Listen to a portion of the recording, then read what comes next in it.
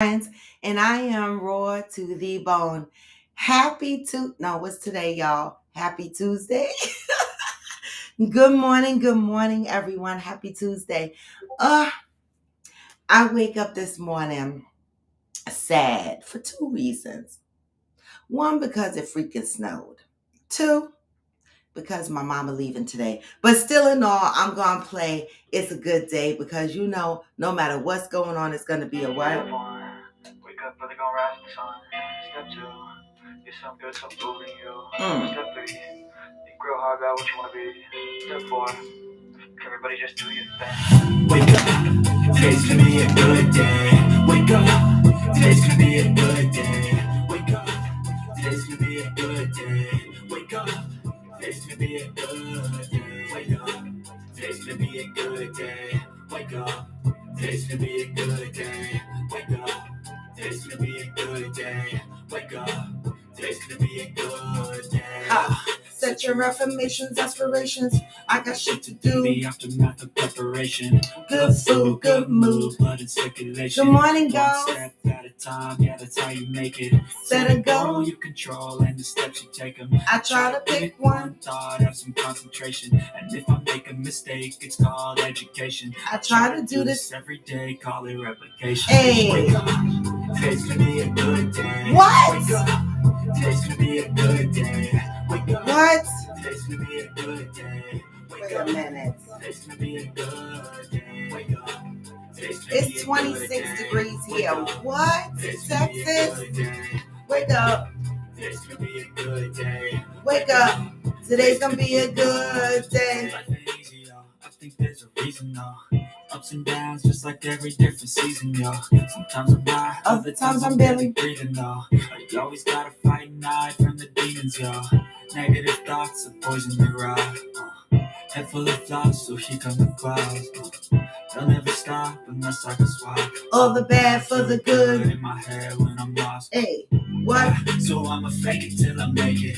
Positive vibes. Thoughts are overtaken. I got patience. One day at a time. It's how you operate. I'm so tired. You grow. You Show yourself the foundation. Stay away from all the shit that causes temptation. I know that I like to do it cause it's sensation. I live my life in my head like a narration.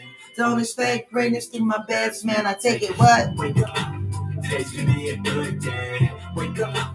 Today's gonna be a good day. Good morning, Mika. Today's gonna be a good day. Wake up. Today's gonna be a good day. Wake up.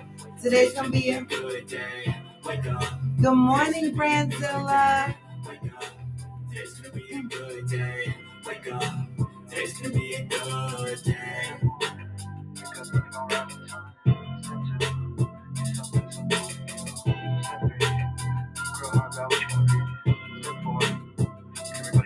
Hey, good morning. Happy Tuesday, y'all.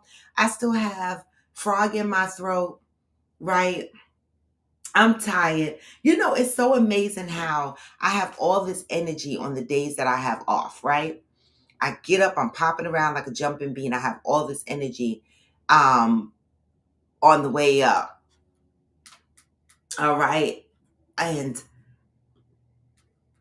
I just, we're just going to show it.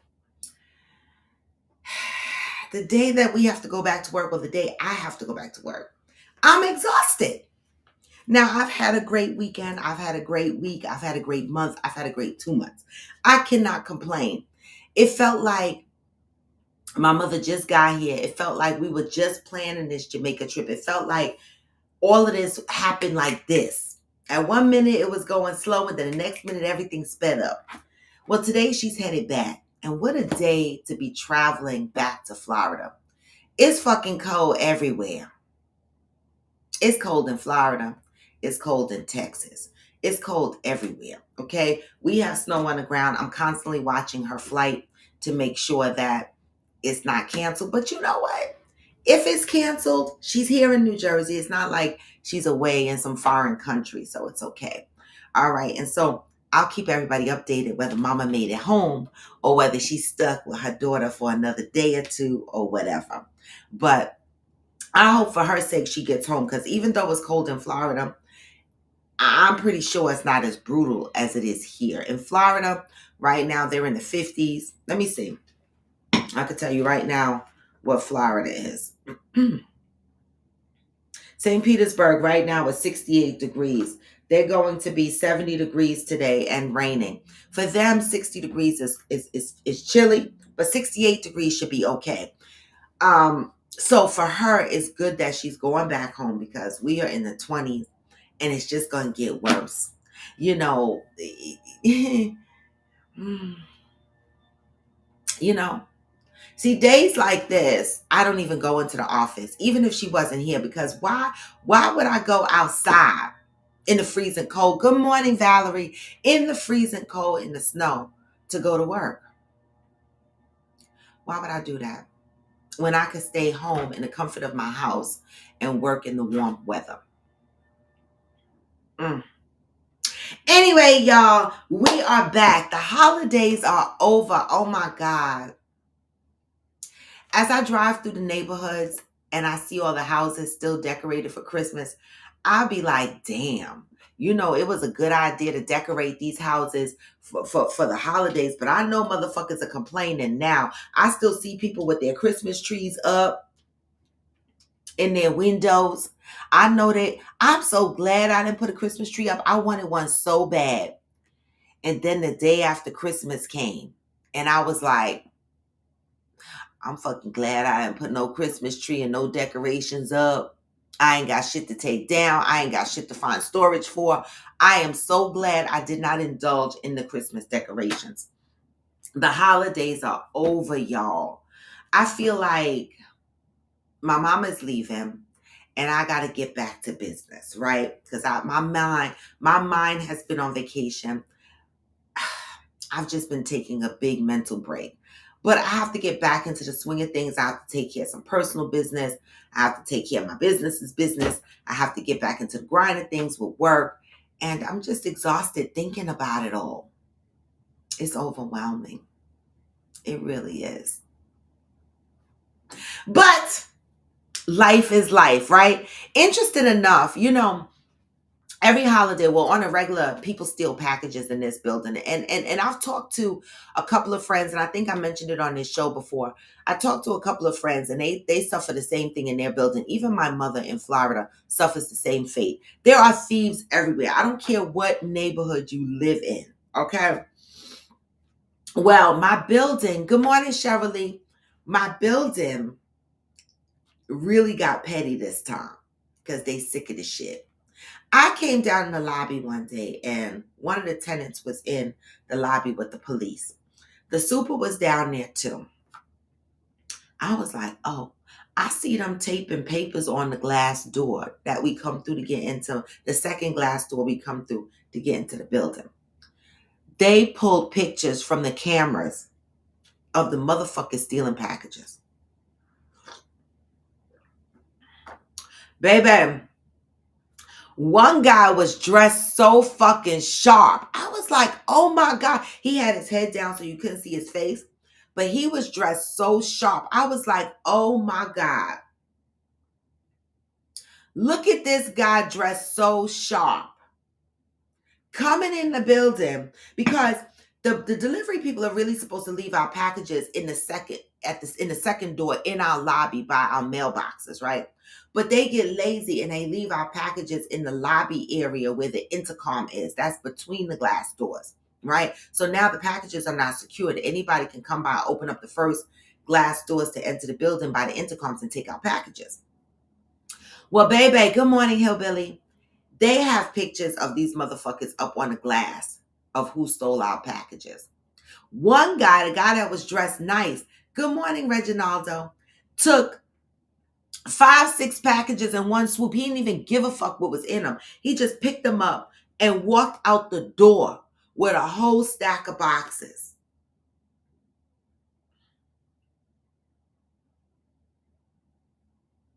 The super told me one tenant caught somebody trying to steal and they chased the guy, swinging at the guy, chased the guy out the building. Now, let me ask y'all a question. If you see somebody in the lobby stealing a package, What y'all gonna do? Are you gonna chase them down? Are you gonna take a picture of them?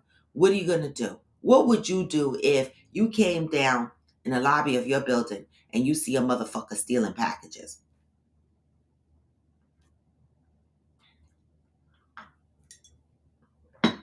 I'm gonna try to take a picture because if they're Amazon packages, y'all ain't got to worry. Amazon gonna give y'all money back. But I'm gonna take a picture because I'm not about to risk my life arguing over no packages. But I'm gonna try my best because I always have my phone for the most part in my hand. I will try my best to you know, take a picture. Now, Hillbilly, that part, I would expect that from you. Good, good morning, Brian, aka Smokey. I would expect that from you, Hillbilly. You said you would break every finger he has. What would y'all do? So we know Hillbilly, if he came down in the lobby of his building and he saw a motherfucker stealing packages in his building, he would break every finger this motherfucker had. What would the rest of y'all do? Because I often think about this because we go through this in our building. And this year, the super got mad. He was like, fuck a that. I'm putting their pictures up on the fucking glass. I was like, damn, these are our thieves. These are our neighborhood thieves that be coming in here taking our packages. Okay, I'm taking a picture. Me too, Cheryl Lee. I'm taking a picture because that's my living space. Who the fuck are you? Where did you come from? Why are you stealing our packages? Hillbilly said he gonna break fingers. What would y'all do if you saw a motherfucker in your building stealing packages? Ghost said, not chasing nobody or nothing. Mind my business and keep walking. A bullet not worth nothing in those boxes. Okay. Valerie said, yeah, I think I might mind my business. I don't know. Yeah, I'm definitely not going to say nothing because I'm not about to get beat up in the lobby of my building. I'm just the fuck saying. But if my phone is in my hand, I will gently just snap a couple of pictures indiscreetly as I'm walking because I always do slow walks in my lobby. So I would act like I'm setting up for my slow walk as usual. And I would just take pictures. The fuck? But they ain't got to worry about me saying shit because I ain't going to say nothing. Amazon will give it back.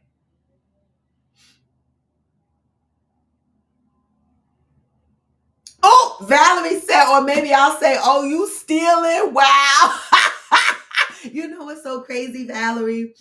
You know, I do it all the time when I'm in the lobby of my building. When I go downstairs and I'm picking up my packages, right? Because one time it was two girls in our building that was stealing. It's not always strangers, right? They caught two girls stealing that lived in our building before. So it's not always a stranger.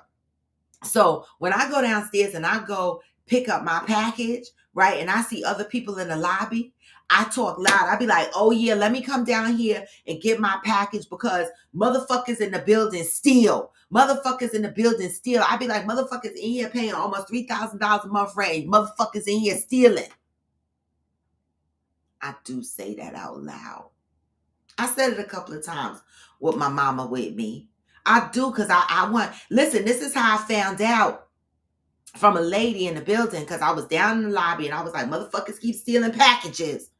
And when I got in the elevator with this lady, she said, yeah, packages are still being stolen. I was like, you see? She was also living here when the two girls got caught stealing packages. The two girls, they live with their single mama. They were stealing like somebody got a computer stolen. They were taking big gifts, okay? They didn't evict them at the time. I don't think they live here anymore.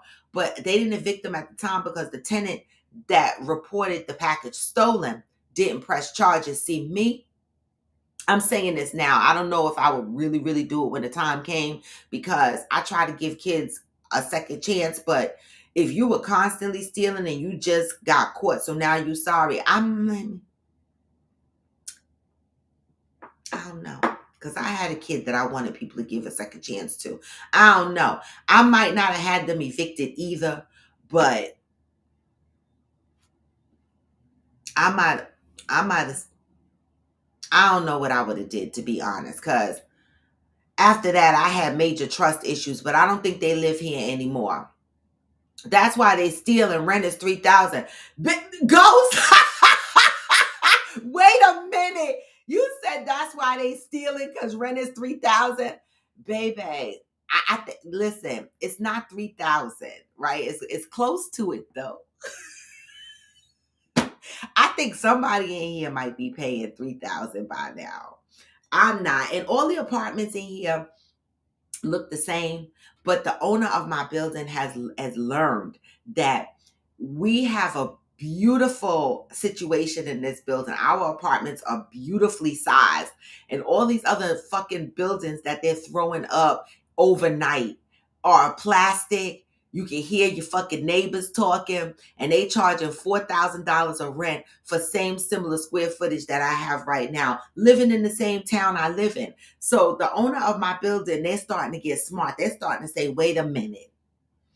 We are charging less than these new fucking Build-A-Bear buildings that they're throwing up where people don't even have privacy in their own apartments. Y'all can hear each other toilet flush and shit like that. They charging $4,000.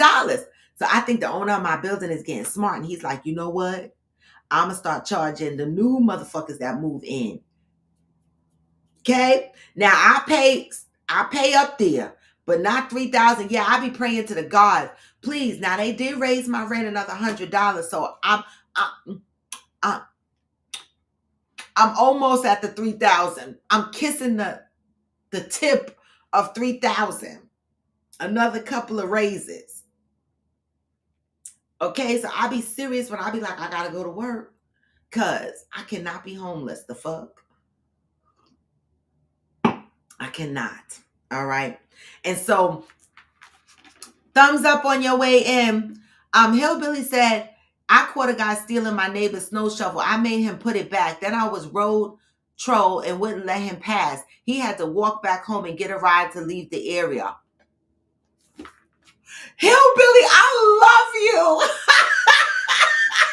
Hillbilly, I fucking love you. You a fucking gangster, yo. Stealing a snow shovel, you made him put it back. Then I was road trolling and wouldn't let him pass. He had to walk back home and get a ride to leave the area.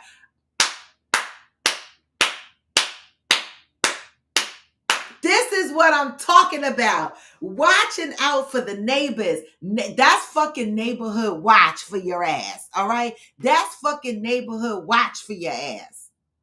The fuck? I love you, Hillbilly. Cheryl Lee said you have to do Northwest in your community.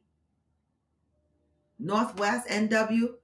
When that does boldish like that, it may not be long before they come in your door. If they know it's no consequences or policing, you may have to do NW. What's NW? The fuck? What is NW? Nuclear war? The fuck? Listen, they can't get in my... Listen, when I come in my apartment at night, they can't get in our glass doors. They're coming in the first glass door. The second glass door is secured. They can't get in that. They stealing the package from in between the glass doors before they get in the building. And that's the blame of Amazon, UPS, and all them fucking delivery companies, DHL, because they leave the packages outside of the unsecured area. They're supposed to bring them in the second door. They have the code to bring them into our building. Now, Cheryl Lee, talking about motherfuckers knocking down your doors, it's strange you should say that because I'm a very scary person. Okay, I am. I sit in my house. The chain is always on my door. Okay, when people come visit me and I close and I lock my door, they be like, really, Robin? The chain? I'm like, yes, I keep the chain on the motherfucking door. Okay, because I don't trust motherfuckers. Example, during the holidays, I had a knock on my door. Now, you have to ring the buzzer to come into the building. And when you ring the buzzer, I have a camera. The camera opens up, shows me who's ringing my buzzer. I could talk to them through my intercom and I could let them in or not, right? So when I heard a knock at my door, I thought it was my neighbor. So automatically, I almost went to open the door. And then I said, hold up. What if it's not your neighbor? Because Jello, my neighbor, she picks up packages, she brings me shit, whatever. I said, what if it's not your neighbor? Something told me to put the chain back on the door, look through the little peephole, which is at the bottom. I look at the midget peephole first. Well, not midget. Let me take that back because that's offensive.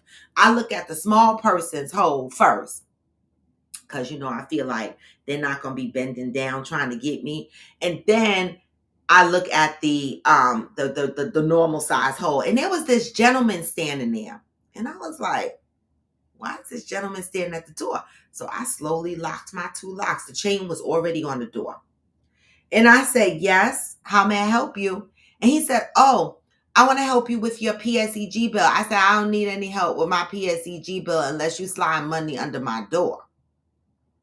He said, no, I just need to read something off your bill to give you a credit back. I said, I don't need no credit back from PSEG because if PSEG was trying to give me a credit, they would have already put it on my bill. And I told him to get away from my damn door. Okay. Now, when he walked away, he went down the stairs. So he got in the building. And once he was in the building, he started knocking on people's doors. Now, we don't have many apartments. It's only five floors of apartments in here, and there's 8 apartments on each floor. So we have 40 apartments in this building. It's not a lot of apartments. It's a little boutique building. It's not a big building. 3 levels worth of parking. So we do have to be careful. You're right, Cheryl Lee. We need Hillbilly. Because Hillbilly said, I made that motherfucker put the shovel back. And I made his ass walk the fuck home until he could hitch a ride to get to his own damn neighborhood. I know that's right. I know that's right. What do y'all do when people steal packages? All right. Anyway, y'all, I'm going to go ahead and read the positive thought of the day. It's January 16th. January is the month of life. I grabbed a hold of, I believe it's Cheryl Lee's topic, the definition of love, right? That's what she asked yesterday. And I thought it was a great, Cheryl Lee, as long as I've been doing this show, I feel like some shit I should be able to answer. And you fucked me up with that yesterday. You really, really did, right? Some of the simplest questions, I find that I struggle answering, right? Some of the simplest questions, like how do you define love? I scratched my whole fucking head last night. I did. I was like, how do you define love? And I kept trying to say, and then I kept fumbling and I kept trying to say. And what I realized is that I was trying to answer based on my experience versus based on what I truly felt love was. You know what I'm saying? Like my experience of love is getting muddy with what I feel the definition of love is. Does that make sense to y'all? So I'm going to need y'all help on this. The definition of love, how do you define love, right? Because everybody might define it differently. And maybe this is one of the reasons why we struggle with finding love in significant others, because maybe how we define love and how we want to receive love is different than how the other person defines love and how they want to receive love, right? And sometimes maybe those love don't match. Does that make sense? How do you define love? But in the meantime, let that marinate and think about that. All right? Let that marinate and think about that.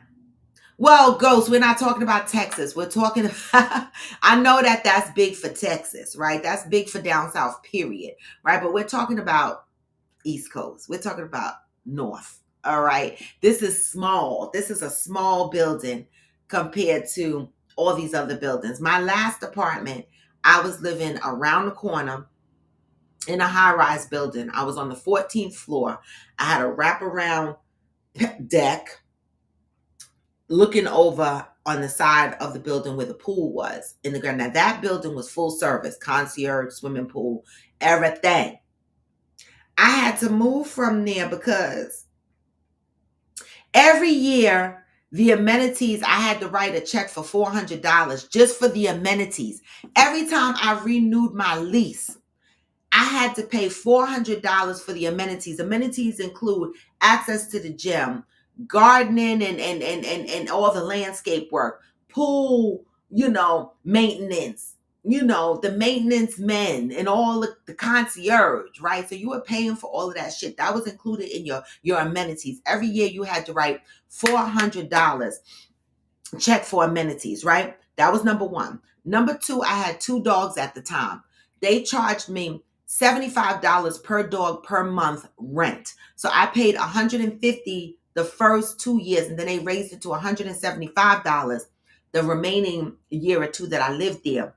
Each month I paid between $150 and $175 a month for my dogs. By the time I left, it was $175 a month. On top of that, we paid our own electric bill, which ranged between $300 and $500 because the apartment was huge. All right. And then the rent itself was like $2,900, right? And they kept going up. And so I left them because I was like, fuck this. I couldn't afford it. It was the electric bill that was killing me because the apartment was so huge. And I mean, it was the way the apartment was. It was fly though. But I was like, I can't do this. Like, this is literally a lot of money. And every year they guaranteed to go up on your rent. So I was like, I got to move. That's how I ended up in this apartment. So this building does not have a swimming pool and a concierge. I eliminated the swimming pool and the concierge service because I didn't want to have to pay amenity fees. Okay, because these apartment buildings around here charge a few hundreds of dollars. Every year you have to pay those amenity fees. It's expensive to live here. It's expensive to live here. All right. In New York, New Jersey, in decent areas. Okay. And so, I'm just trying to survive out in these streets. Okay. January 16th, the month of life. Good morning, Pat. I know, right, Valerie? Wasn't that a nice building? You know how many times I think about moving back into that building? But I'd be like, I actually love the apartment that I'm in right now. The only thing I miss is the swimming pool. I'm like, That's the only thing I miss. But to be honest, when I was there, I didn't even go to the swimming pool. I did go often, but not as much to be paying $400 a year. We only get 8 weeks of the swimming pool, and most of the summer it be raining. The fuck?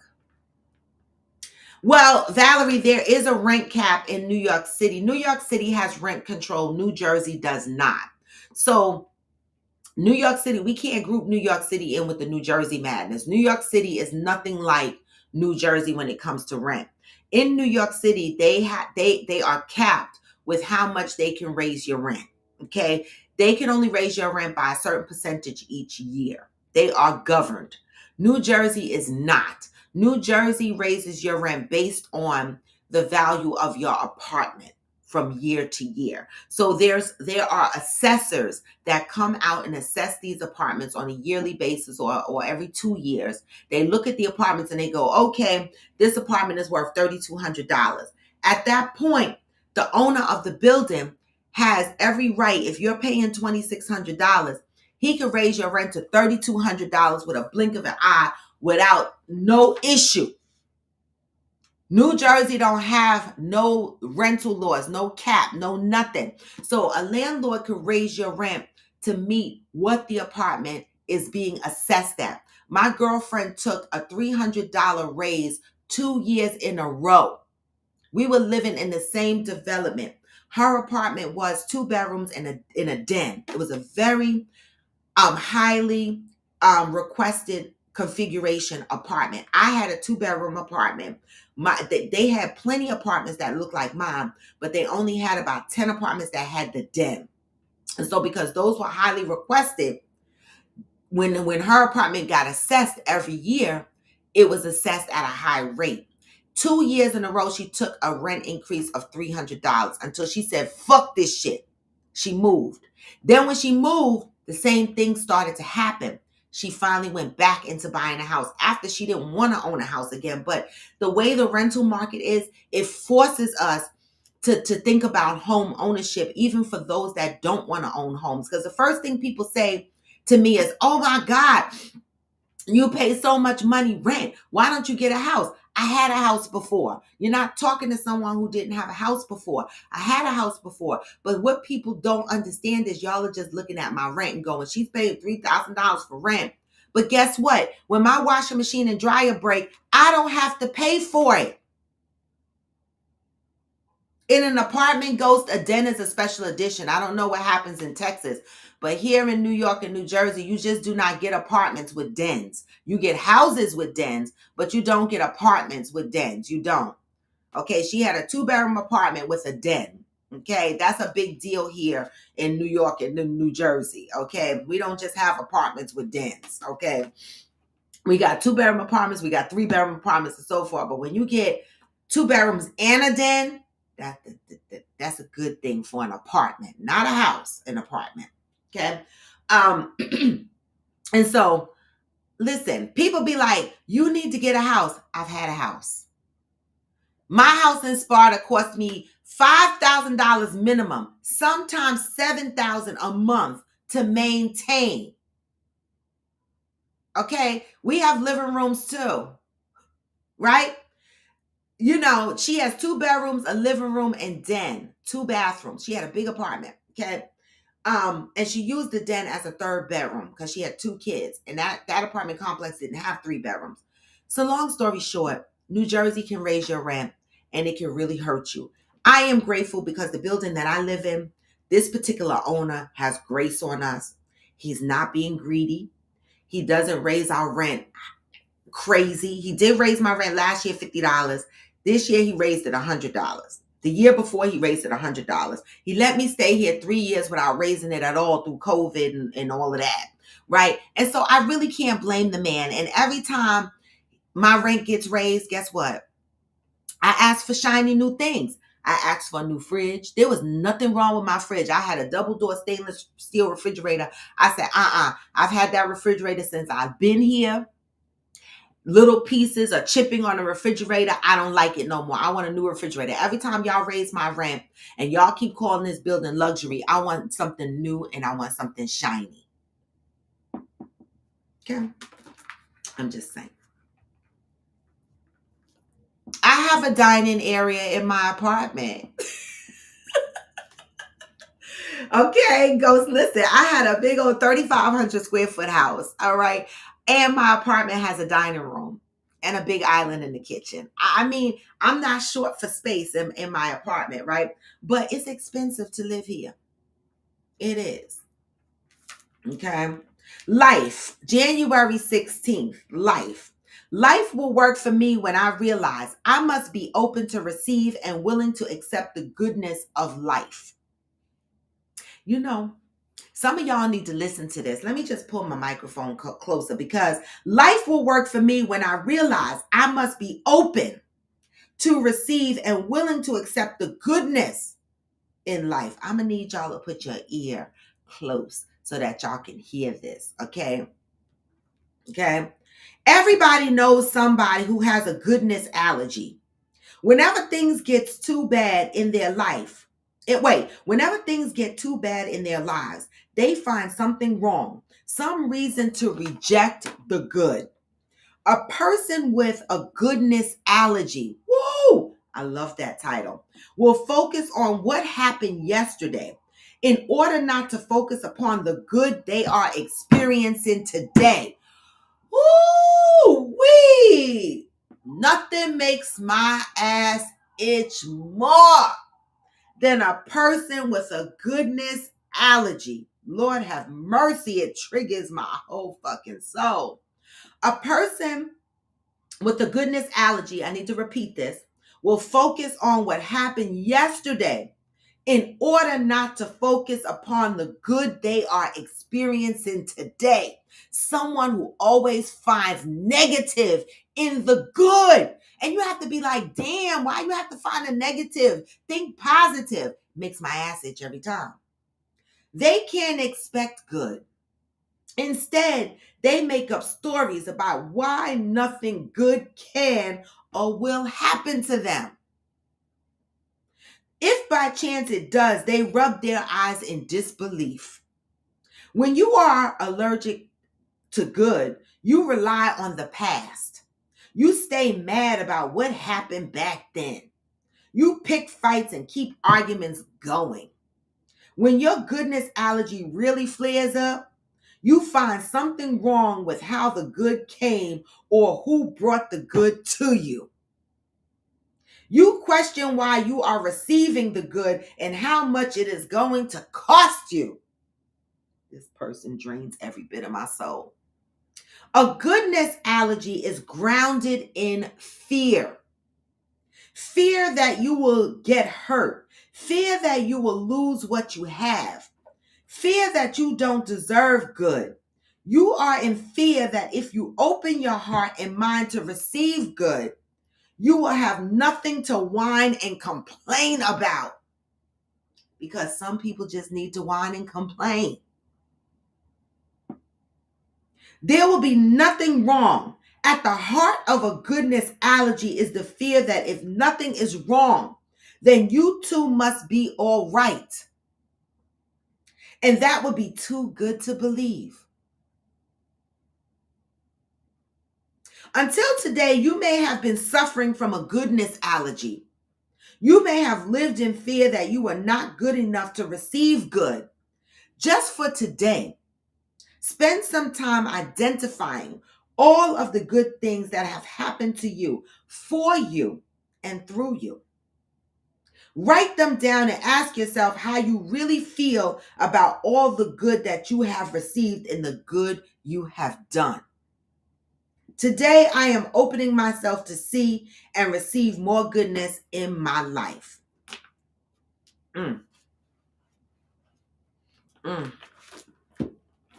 How did this message today resonate with you? You know,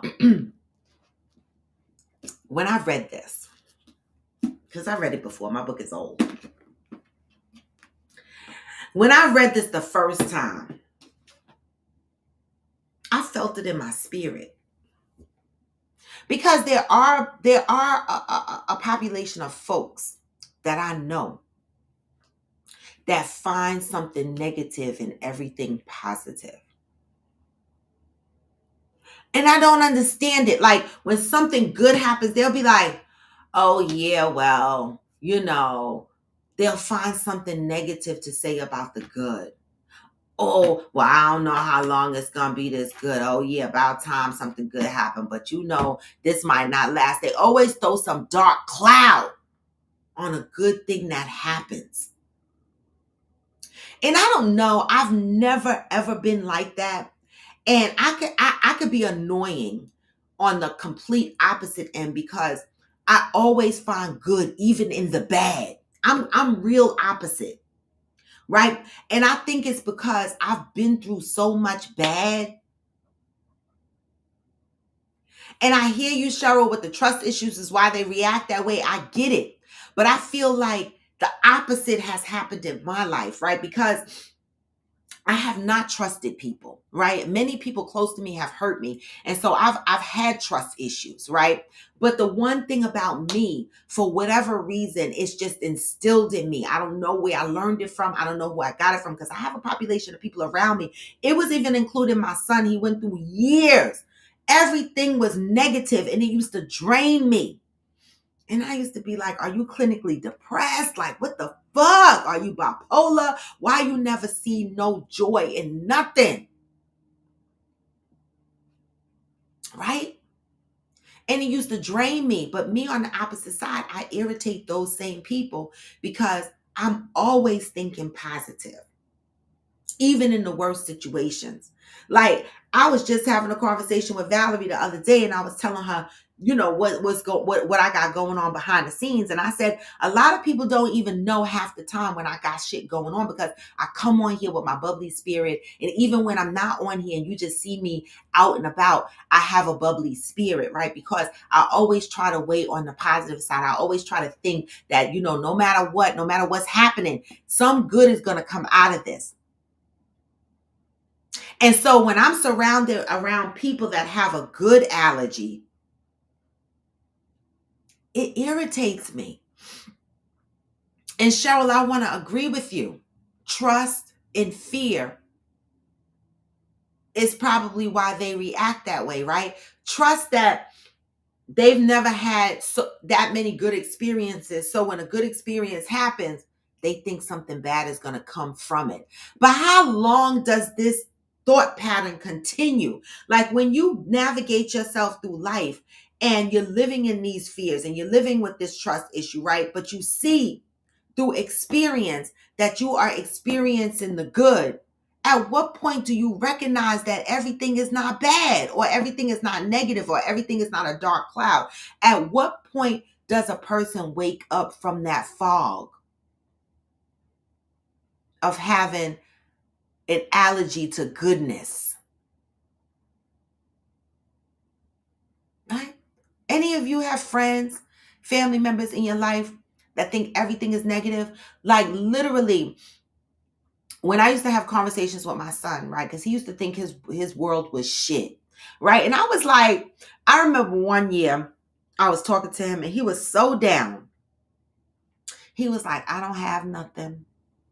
My life is, I can't get a step ahead. You know, the normal pains of life when life be lifing.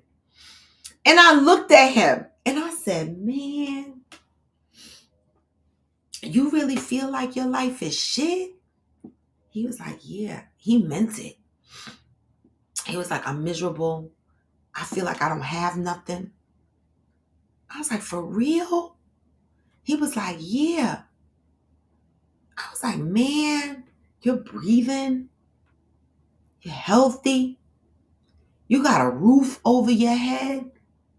Like a place to live. It's fully furnished. Like you got couch to sit on, lounge chairs, kitchen table, full bedroom set. You're driving an Infiniti car, G35, and you don't have nothing, right? So many people live in this space of misery, not recognizing or realizing the blessings, right? I was like, wow, you eat and you got a job. Sounds to me that you live in life like an adult, like everybody else. It took him a long time to see from under the darkness. No matter how good or how fortunate his life looked, he always had this dark cloud, like life was shitting on him. And I was like, you got a good job.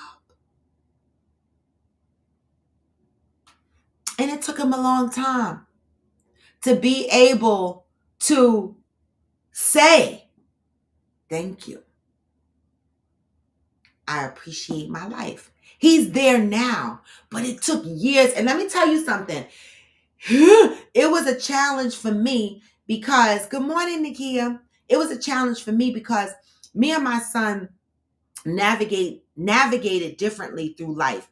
I navigated as a survivor in a different way than he did, right? And so the way he was trying to survive caused clash between me and him. And I remember him screaming at me so many times, I am not like you. You want everybody to be strong like you. And I did. I wanted him to plow through life like I was plowing through life. But what I had to recognize is that I couldn't expect that of him, right? Because his life experiences are different than mine and he's a different person than me. But he lived in a dark cloud for many years. No matter how positive his life was, he didn't think his life was shit. And it used to drain me and I used to get aggravated. And sometimes we used to argue because I was like, stop thinking that way. I had to learn. I had to learn that there are a population of people who have a goodness allergy.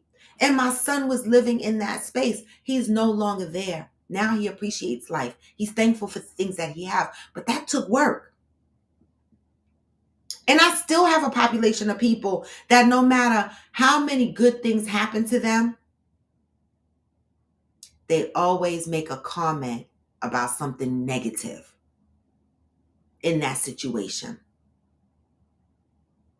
Allergic to goodness. Okay?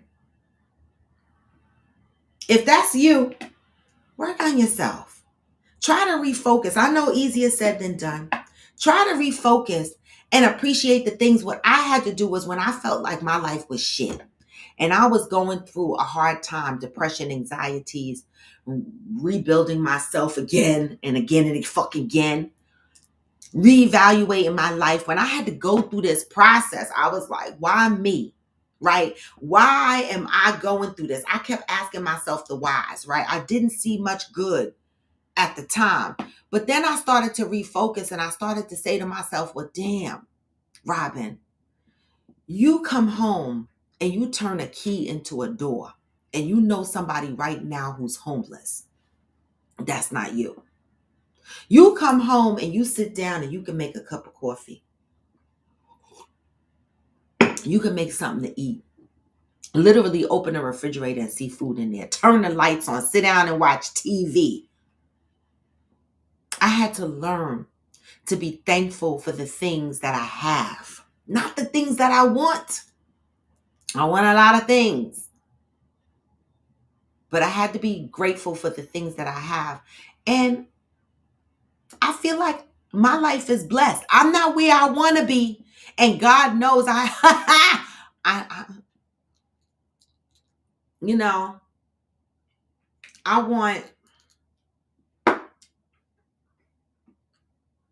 so much more out of life, but I appreciate what I have. So just keep this in mind. If you are a person that has allergy to goodness, or you're around people that have allergy of goodness, reflect on this positive read for today, right? And pass this message on to them. Ayan Levon's on Until Today. And Kia, get the fuck off my live. Because Nakia, you said I still cannot make a cup of coffee at home. I'm fucking dead. You still didn't get your coffee machine? I told you to go track it on Amazon and tell them that it didn't get delivered so that they could resend you another one. I don't know. Okay. I know, Valerie. I ask for new appliances all the time. I told him to come back here with my dishwasher and a new dishwasher. My dishwasher worked. I don't care. I said I need a new dishwasher and I need backsplash on the back of my wall because y'all put a new stove in here and I didn't paint all the way down the back of my stove, so I need a backsplash. So he was like, okay. He's like, but okay. I ain't watched no damn game last night. Brandilla said, okay, so today's topic contributed by Cheryl, I believe it is. Didn't Cheryl contribute this topic? Today's topic is definition of love. What is the definition of love?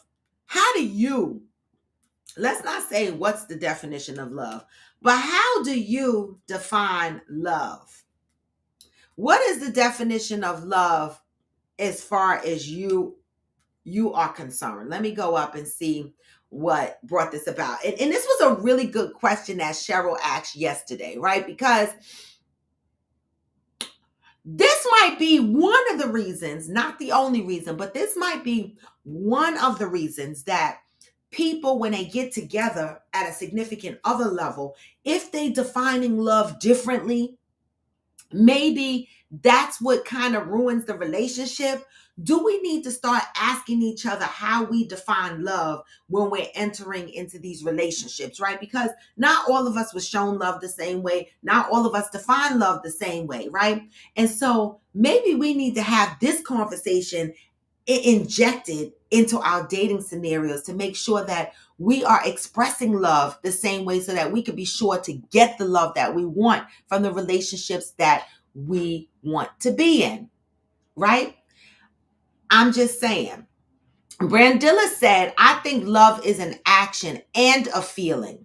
The action part is more important, in my opinion.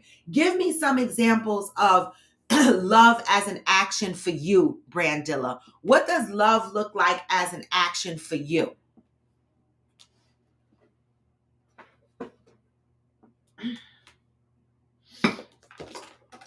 Love as an action. What does love as an action look like for you?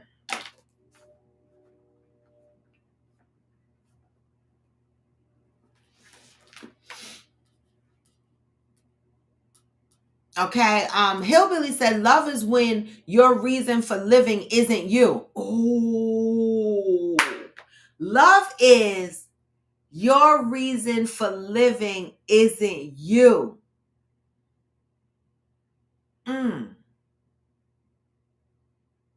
Right, because that can go significant others and kids too. Right, your parents, that could go across boards.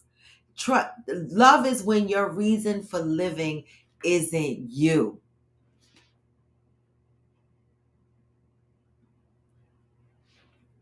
Interesting. Cheryl, back to people not accepting love, not accepting the good in their life, having good the allergy to good. Cheryl said trust issues is usually why they react that way, because they never had anything good happen to them in life. And so when good things happen, they think bad is going to follow shortly after. I get it. Brandon said, I own my own home and my home warranty covers all of my high ticket repairs. Okay. Yeah, Brandilla, that's true.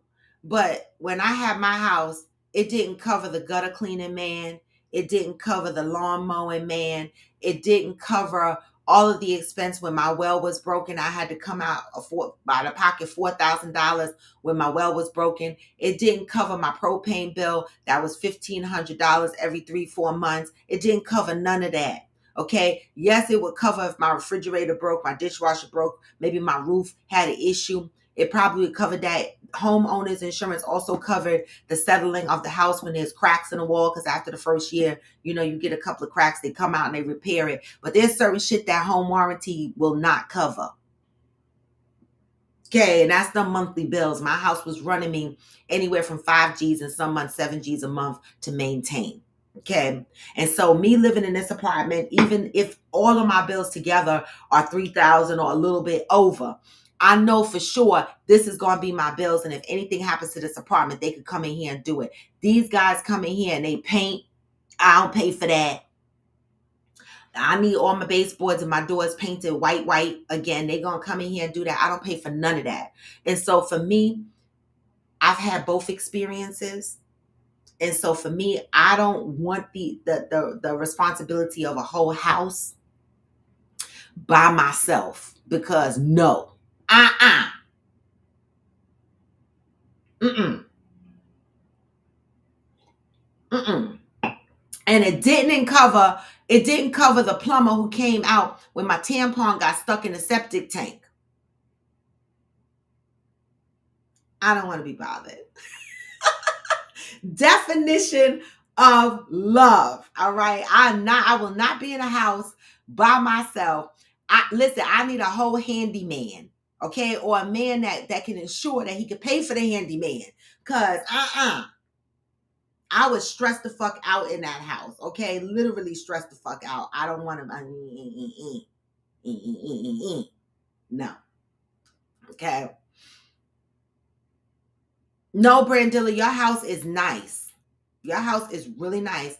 I loved it. Okay. Cheryl said, one of those red flags when they always look at the negative. You have to balance pessimism with optimism in your life. Challenge to function in this world today. Wow. That's a good one, Cheryl. One of the red flags. This is a red flag. See, we've been talking about red flags. Last week, we talked about red flags you see in other people. Yesterday, we talked about red flags you see in yourself. Today, we're talking about how do you define love, right? Cheryl, and I read in today's positive thought about people that have allergy to good. That means that no matter how much good that happens in their life, they always find a negative in everything that happens. They always have a frown in the midst of their smile in the midst of good. All right. And so Cheryl said that's related to trust issues. And I kind of agree with that, right? Now she's saying one of those red flags, when they always look at the negative, you have to be able to balance. That's why I said earlier that I can irritate somebody because I think that I have trouble balancing the pessimism and the optimism, right? I'm more optimistic, sometimes way optimistic, that it could be irritating to some people. People be like, bitch, shut up with your optimistic ass. Okay. So I have to learn how to balance it too. Cause I'm always like, oh my God, I'm like the flower, the wildflower child. Okay. I'm like, oh, sprinkle some flower dust on it. It'll be all right. They be like, shut up. So you're right. We have to balance. Damn, it's snowing. Mother might be stuck here. It's snowing. Valerie, now this is a big one. Definition of love. This is what we're talking about today. How do you define love? You know, we talked about competition with others, and I read that yesterday from the book From the Girl Next Door. I read the excerpt yesterday about competing with other people, right? I love this book. All right, competing with other people, right? Sometimes comparing yourself to other people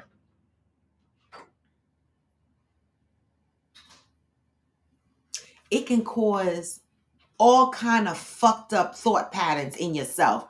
Just like I read in the book, we scroll through social media, we look at other people's relationships and we go, oh my God, they got such a beautiful relationship. Oh my God, that was a beautiful proposal. I want a proposal like that. Oh my God, she got a new coffee machine, but the motherfucker who promised to send me a coffee machine, my coffee machine ain't never came. You know?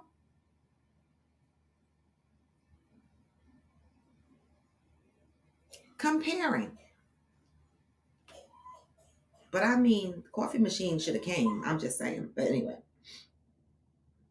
You know? And sometimes it can be frustrating because you look at other people's situations and you go, huh, like I recently did that. I'm guilty. I recently did that. And Nakia knows.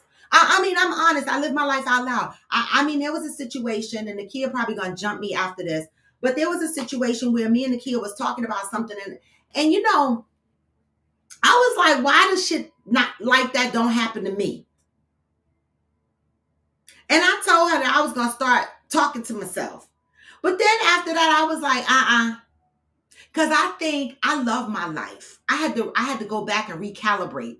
And I had to say, you know what? I don't want what's happening to that person to happen to me because I still don't believe what's happening to that person is really happening to that person, right? And so I really changed my mind. I was like, you know what? I'm going to go back and just enjoy the life that I have.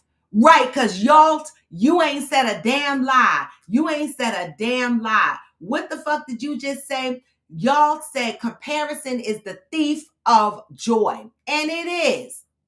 Comparison is the thief of joy. One of the biggest things that a lot of people do, human beings, is compare.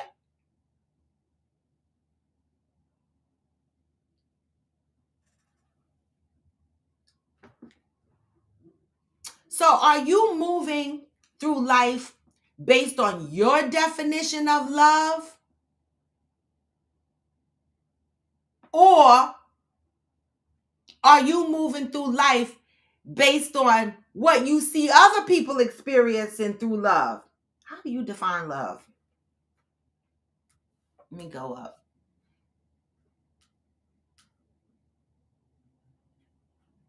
Hillbilly said, people like that around here live in a 2K trailer with $70K worth of cars in the driveway. And Kia, get off my live.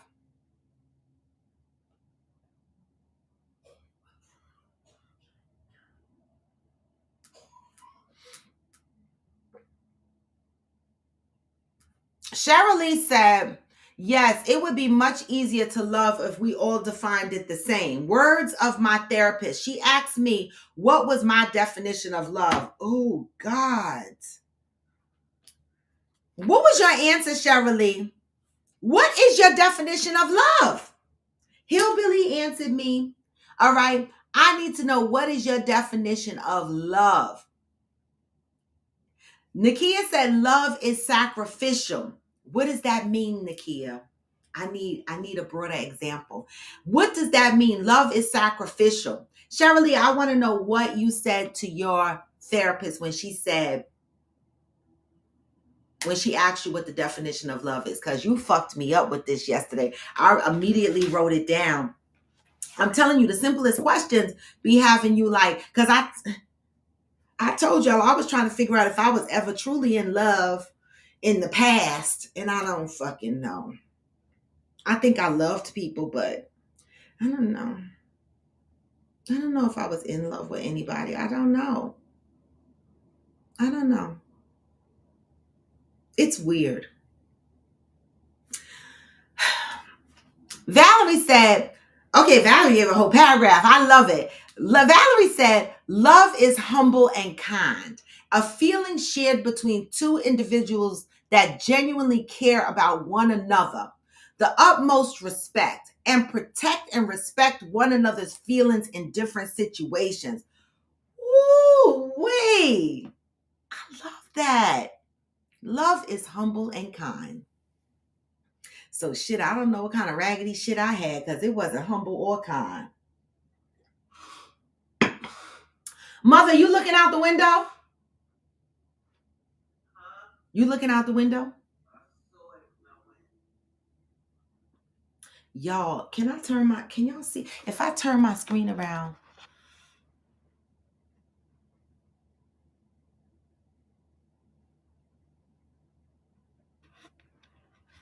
Do y'all see that?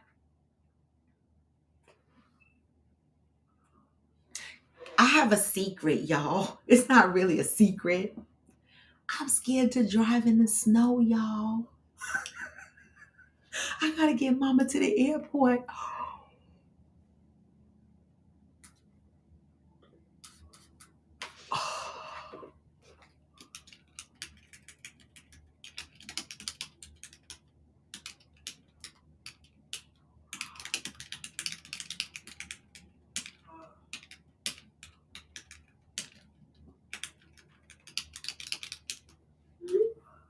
I'm sitting here because I really have a fear of driving in the snow, y'all. This is gonna be this is why I be like, why do I live here by myself? Help me. Like, I really have a fear of driving in the snow. You know, I have PTSD from my car accident, and I didn't get into a car accident in the snow, but I feel like I have this thing where I don't like when cars get too close behind me, because I got hit from behind from a box delivery truck. And I feel like cars are going to slip and slide and hit me in the back. So pray for me, because my mama got to get to the airport, y'all. I don't even want to tell her I'm scared. Oh my God.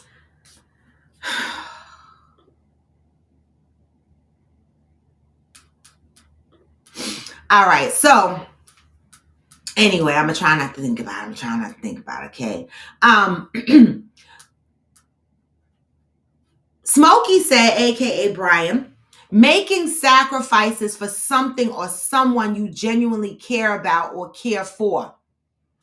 Okay, so Smokey and Kia on the love is sacrificial definition. All right, I love it. Making sacrifices for something or someone you genuinely care about or care for. How many people have been in relationships? And it's getting ready to get ghetto in here. It is. How many people, okay, in here have been in relationships where someone has made sacrifices for you in a relationship?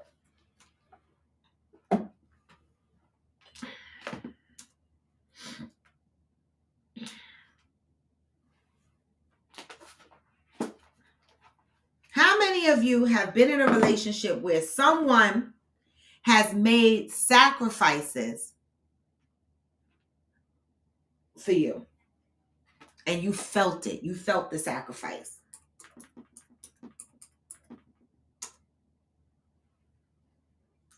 That's a good one. Exactly, average. Yo, and no, I'm not fixing shit. I don't want to be aggravated. I don't want to. I'm telling you, I'm really a girly girl. Like, literally, when I got my new refrigerator and after the maintenance man left, I eventually checked my water and ice dispenser and it wasn't working. And I texted him and I said, my water and ice dispenser is not working. Then I said, bing, light went off. I said, oh, he probably didn't turn the water valve back on. I had to pull the refrigerator out, go behind the refrigerator and turn the water valve on. And then I ran the water through until it cleared, right? And I said to myself, see, I got a whole attitude because I didn't want to have to do that. I can't think about being in the house by myself. Brandilla said, being happy is a choice. It's all about perspective. Being miserable is also a choice. It's about perspective too. I've been on a quest for peace and happiness for years. It's my goal, baby. You and me both. You and me both. On a quest for peace and happiness. And you know what? I remember saying to someone that I feel so free. And people don't understand when I say that because for so many years, I have been a caretaker. And I've talked about that on the show. And like this last year for me has been so free. And like, I haven't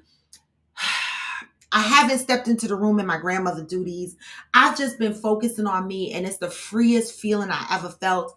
And even though sometimes I feel guilty less and less as time goes on. In the beginning, I used to feel real guilty. I used to be like, oh my God, my grandkids need me. But I feel less and less guilty now.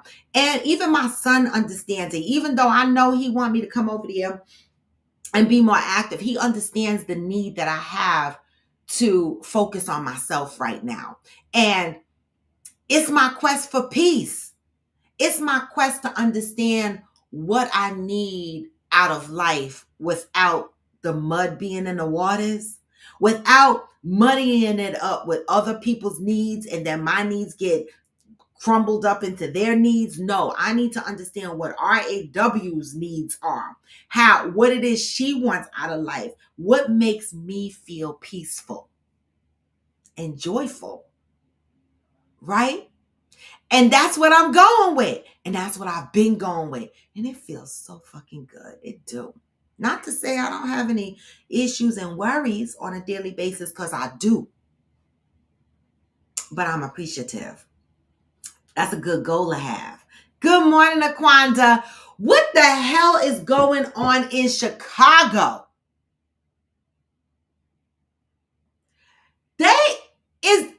Is the river frozen in Chicago? I saw a video on IG or Facebook this morning, and the ice that is caked up in the water in Chicago, in the river in Chicago, is ridiculous. The ice is just moving back and forth in Chicago. Is your river frozen? Chicago is that fucking cold, Leah? Brandilla said, lately I've been having a few things that make it hard to feel happy. I'm wondering if something great is on the horizon. I feel like something great is on the way. Speak it into existence. Speak it into existence, okay? Something great might be on the way, Brandilla. Speak it into existence. You know, I'm all about manifesting. I'm all about manifesting the good. You know what I'm saying? My computer, my work laptop logged off. So, you know, I have to get it back on.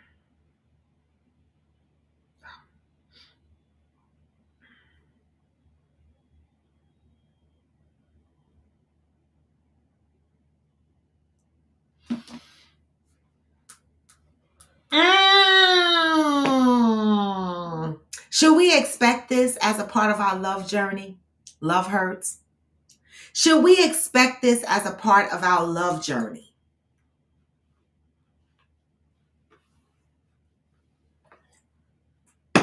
Should we expect love hurts?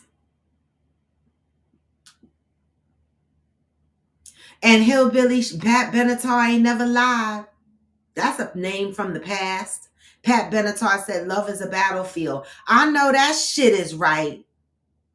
And it is. I've had plenty of battles on the books. Okay? 8 inches, Hillbilly. Buffalo, it snows all the time, Valerie. I was talking to you yesterday and it was snowing in Buffalo. Okay? Oh, Smokey, you said I need to go to the airport now. Mama's flight isn't until 3 o'clock. Her flight isn't until 3:25. The airport is 30 minutes from me. And so I'm going to leave here about 12. So that's why I'm logging into my work laptop now, because I got to try to figure out. First of all, I need to keep checking the status of her flight. But I need to check my work schedule and make sure I don't have any meetings around that time. You know, because she got to go.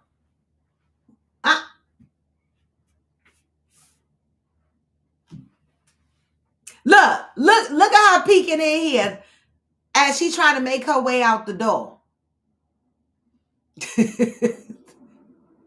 All right. Y'all can say goodbye to my mama. She'll be back on YouTube since she's been here the whole time. She's been sleeping in the room, joining YouTube from the room. Now she want to come in here and stick her head up in the camera. Okay? Hillbilly said, hi, mama. Hi. So how do y'all, Brian said I need to start making my way to the damn airport now. I was like, the flight is at 3. Look outside. Oh, I'm sorry. You better take pictures for your friends in Florida. Oh, because they want to see snow. Yeah.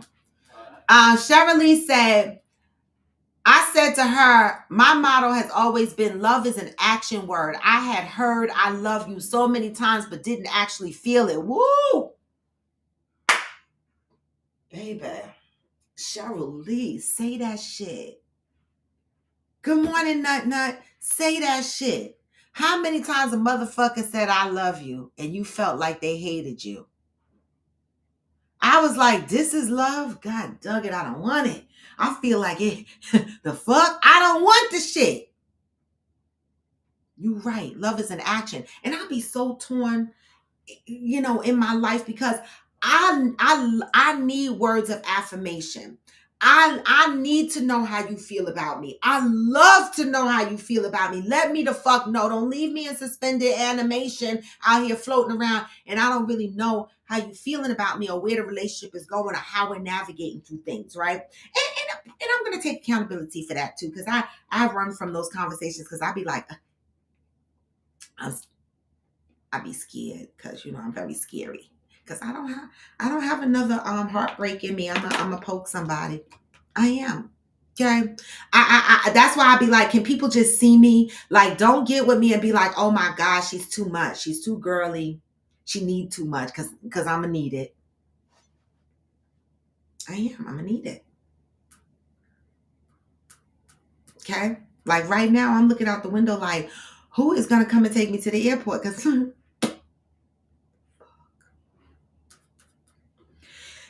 said love starts with the love for ourselves. Not one person on here said that, Pat. Not one person on here said that.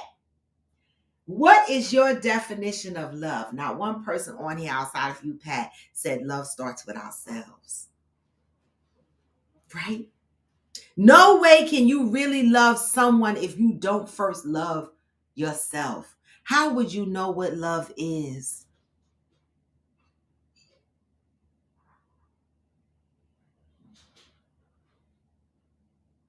How would you know what love is if you don't love yourself? Give me some examples of what not loving yourself looks like. Give me some examples of what not loving yourself looks like. How do you recognize that in the next person? See, those are things that I look for when I talk to other people, even whether it's friends or whether I'm dating or whatever it is I'm doing. I assess to see if that person really truly loves themselves. Right? Because the definition of love starts there. How you love yourself. How love looks on you. How love shows up for you as an individual. Right? How do you define love starts with you. How you love yourself. That's how you build the expectation of other people loving you. Y'all. What? You can't give away what you don't have your damn self. Baby. And this is what I'm talking about.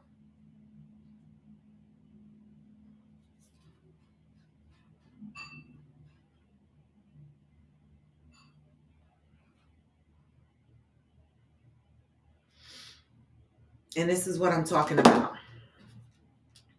1 second, guys. I'm trying to log into my work.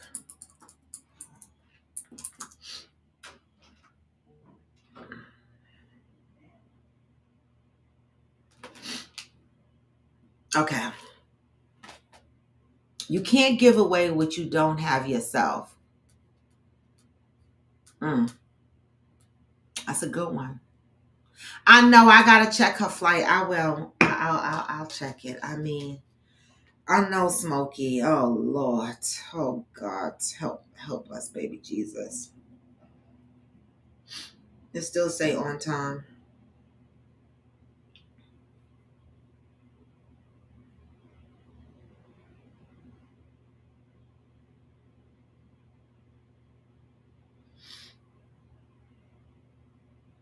It still say on time.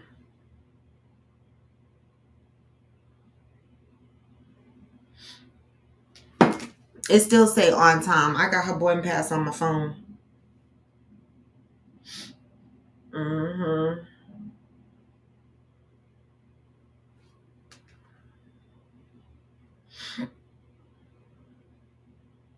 Mm-hmm. So I'm gonna add it to my wallet. So I have it. Yep, her flight still boards at 3:35, but you know the airline probably not gonna update until about 12. So we gotta see what happens. As long as the ground is not icy, they'll fly. They don't care about the snow because they fly above the clouds. So it shouldn't matter, I don't think. I don't know. Nut said accepting that behavior or actions of someone that hurts or cross boundaries, you said. What is that a response to? Oh, let me go back and read Pat. Pat said, he said that being in love is uninhibited, free, without expectations, just showering the object of your love with your essence and your soul. That hands-on girly girl touching, kissing. Mm. Mm. Mm. Hillbilly said, 1 second, guys.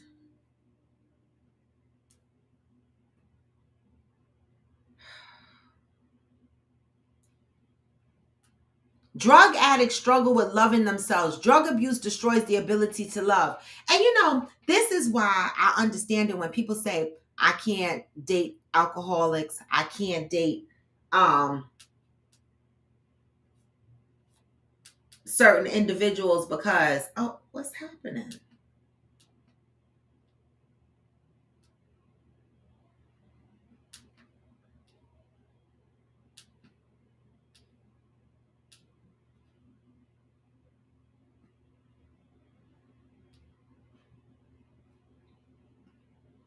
Oh, I couldn't figure my life out. I'm traveling to Washington, D.C. Please move The 2 health check meetings the other days this week. Okay. Okay, whatever. All right. Sorry, work mode starts. That's why people say, and I understand it, they can't date alcoholics or people on drugs, right? And I understand it. I understand. Y'all said tough love is one of the best loves to express. It hurts, but you sacrifice your ego in order for them to become their best. Hillbilly said true love and love aren't the same. Tough love is a part of true love. What's the difference, Hillbilly? What's the difference between true love and love? What's the difference between true love and love? Shirley said, to truly love, we show care, recognition, respect, commitment, trust, honesty, affection, and open communication. Mm. Mm. I love it. I don't know if I experienced all of that. That's why my ass be moving as cautious as I do now. I don't know, because to truly love, we must show care, recognition, respect, commitment, trust, honesty, affection, and open communication. Wow, that's a lot. But it should be easy if we truly love.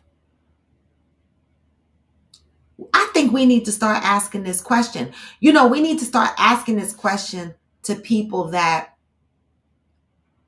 we feel we want to intentionally love. We should start understanding how we define love, right? Because oftentimes that's a part of the miscommunication, in my opinion. Like, somebody else might be like, what are you talking about? I'm showing you love. And you'll be like, that's not how I like love. But do we talk about these things? I've told you guys what love looks like to me. And I'm still unpacking this, right?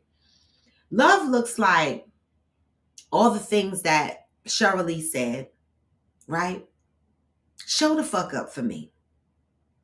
That is a big deal for me. Show the fuck up for me. If I need you and I say I fucking need you,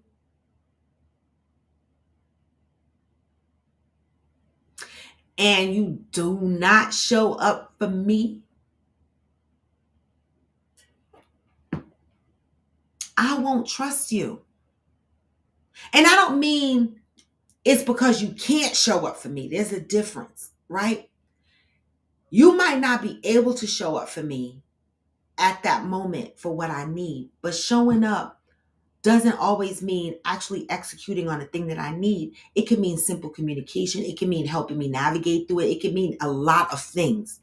Do not leave me out there to figure a lot of shit out on my own if I'm in a relationship with you. I find myself saying this to a lot of motherfuckers. Okay? Do not leave me out there figuring shit out on my own just because you know I can. I will quit you. Okay? Because I'm tired of doing that. All right? Show up for me. That's what love looks like for me. Show the fuck up for me. Okay? And under the realm of that is providing, protecting, respect, commitment. All of that is under my umbrella of show the fuck up for me. Okay? Don't have me out here moving and operating like I'm single. If I have a whole man that's claiming me. I'm just saying. Hillbilly said, love is in the now action. True love is the reality of the actions. Love is the now action. True love is the reality of the actions. How you live out that love. How you execute on that love on a consistent basis. Y'all said, if you are ever confused about love, look up the fruits of the spirit. And if your significant other isn't expressing the fruits, kindness, patience, etc., then it ain't love.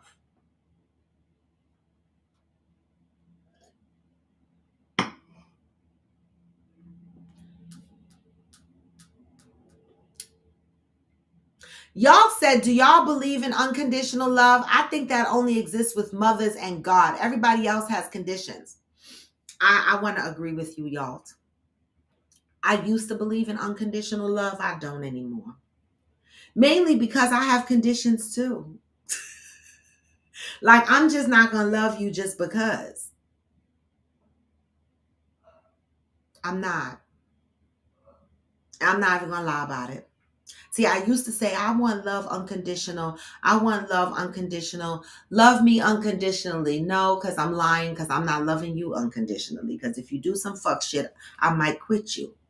I might fall out of love with you. If you cheat on me, If you're not paying bills and our lights are getting cut off, no, bitch. No. Okay. So I'm over the loving unconditionally. I will love you to the best of my ability. I will respect you. I will honor you. You know, I will give you no reason to mistrust me. But I have conditions. That's just me. I'm just being honest. Who on here don't have no conditions in their relationships? See, me not having conditions had me stuck in a fucked up toxic relationship for 20 years. Nah.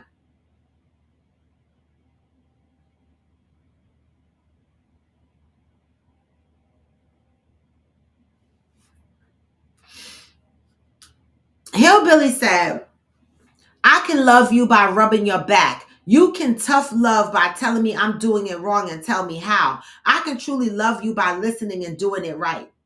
I agree. I agree. I agree. Ghost said the only person that shows you unconditional love are your children. I believe that.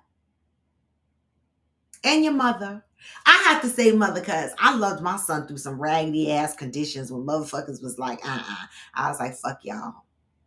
I will cut you. Okay. You know I played that. If it's us against them, who you think gonna win? If it's me and my son against them, motherfucker, right? Me and my son gonna win every goddamn time. Even if we having a war with each other.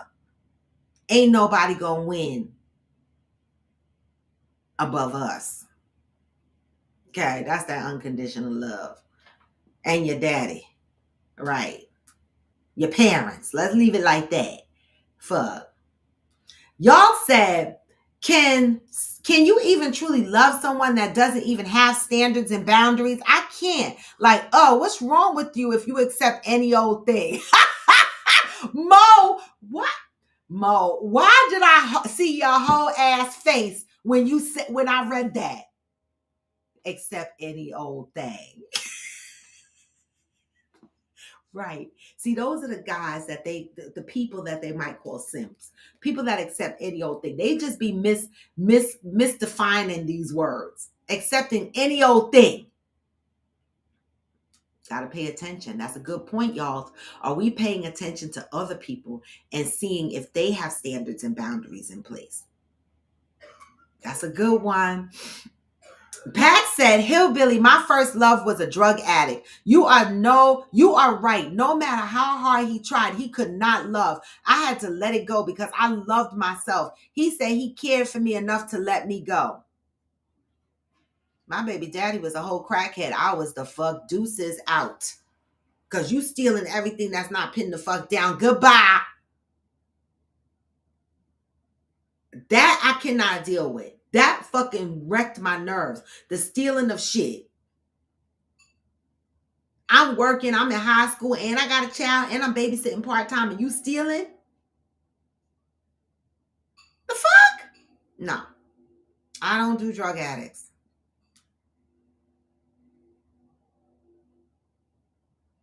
Well, that's true, y'all. Now that's true. Ghost mom, not these days. There are a lot of kids leaving toxic family alone and boast about it publicly. That's true. Now, I mean, I feel like even though I have my ins and outs with my parents, I still feel like my parents loved me unconditionally. Even though we might have went through our issues and our bouts, I never once doubted that they didn't love me unconditionally. When they were going through their thing, I don't think it had anything to do with the love that they have for me. It was more about the love that they have for themselves, things that they needed to work on for themselves. But I always believed that they loved me unconditionally, right? But again, somebody on here said you can't give somebody something that you're not giving yourself. So at one point in their life, they couldn't give me something they didn't have. Right?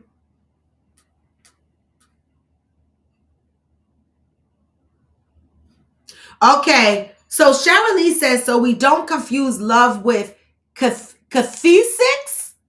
What the hell is that, Cheryl Lee?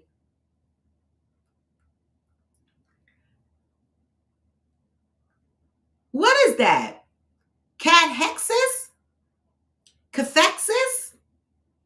So we don't confuse love with cathexis. What is that? Y'all said that's love's Pat because he cared enough to let you fly. I be torn with that statement. I love you enough to let you go. I be like, bitch, shut up.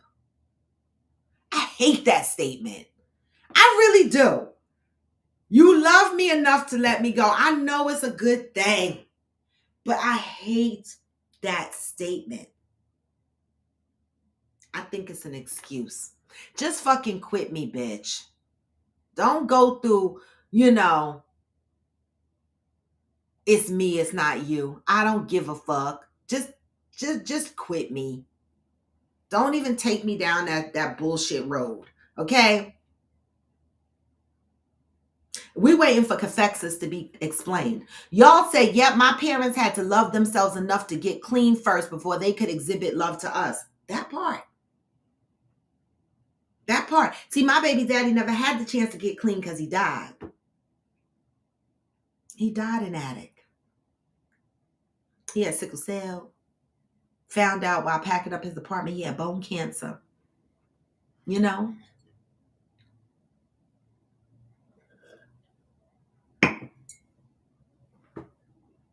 He didn't get to recover.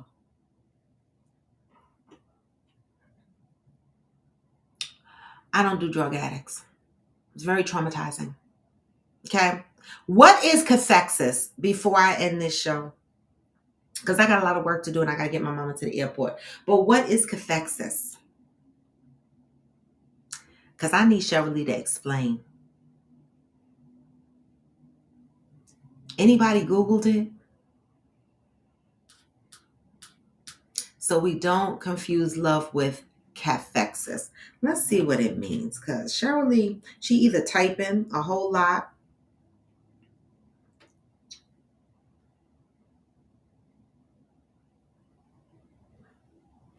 All right. Why put a hex on a cat? Hillbilly. Cathexis. Okay. What is cathexis in love? When we feel deeply drawn to someone, we cathect them. That is, we invest feelings or emotions in them. That process of investment wherein a loved one becomes important to us is called cathexis. So what's the difference between cathexis and love? It says the term cathexis is used to describe an investment of libidinal energy in an object or an idea. Sentimental attachment to a keepsake, a family heirloom, or a photograph would be an example of cathexis. What is the difference between love and cathexis? Scott Peck distinguishes between love and cathexis, with cathexis being the initial in-love phase of the relationship and love being the ongoing commitment of care. Okay, so based on this definition, cathexis is the first initial feelings that we have on the first onset of loving a person, right? Loving, wanting to be around the person, invested in that person. That person becomes important to us. Then love, right? That leads us into love being the ongoing commitment and care. Okay, so let's see what Cheryl has to say. Y'all said Last guy I dated revealed he snorted every now and then. I said, oh, that's my too close to crack, my guy. Listen, I dated a guy. The guy who got slapped. See, I had two traumatic experiences. The one who got beat up in the elevator and the guy who got slapped, who ran to the stairs and sat down. See, I had two men that got kind of like, one really got beat up and one got bitch slapped and he ran and sat down. So that's why I'm traumatized. And that's why I be like, I need big dudes. Even though big dudes can get slapped and they can run too. But I feel like people might hesitate a little bit. They might think twice before they mess with a big guy. And I be hoping that the big guy can handle himself, because I don't want to look stupid with a big guy that just got slapped and he ran. Because I'm going to be like, So I've had traumatic experiences with guys in fights, okay? And so the guy who got slapped and ran, he used to snort every now and again. And that was a for me. I couldn't do it. I can't, because you right. I'd be like, you about to go to crack. And I can't do it. I ain't never put no stuff like that in my nose ever. No way. Cheryl Lee said, obsession, infatuation, etc. They think they are loving, but actually abusing them or neglecting them. Oh, we don't want that. We don't want that cathexis. We don't want that. Don't be obsessed and infatuated and get yourself poked and beat up. Right. They're not really loving them. They're abusing them. They're neglecting them. I feel like my last relationship was a cathexis. I do. Now that you taught me a new word, that shit must have been a cathexis. I felt abused. I felt neglected. I was in a cathexis. I'm free. Okay. Now I be living my life on purgatory. Like, I just need to take myself off the purgatory wall and into life somehow. I just be stuck to the wall, not knowing whether I want to go this way or that way. All right. I'm going to get the fuck up off the wall. You know what, Hillbilly? Y'all said, sounds like being in love with an idea of being in love, but it's not really the reality. Girl, I guess it's the first initial phases, and how Cheryl explained it is it can turn into infatuation and obsession and not really love. It can look like love and feel like love, but actually it could be sort of obsession, abusive, neglectful. I don't want it, and I think that I had it.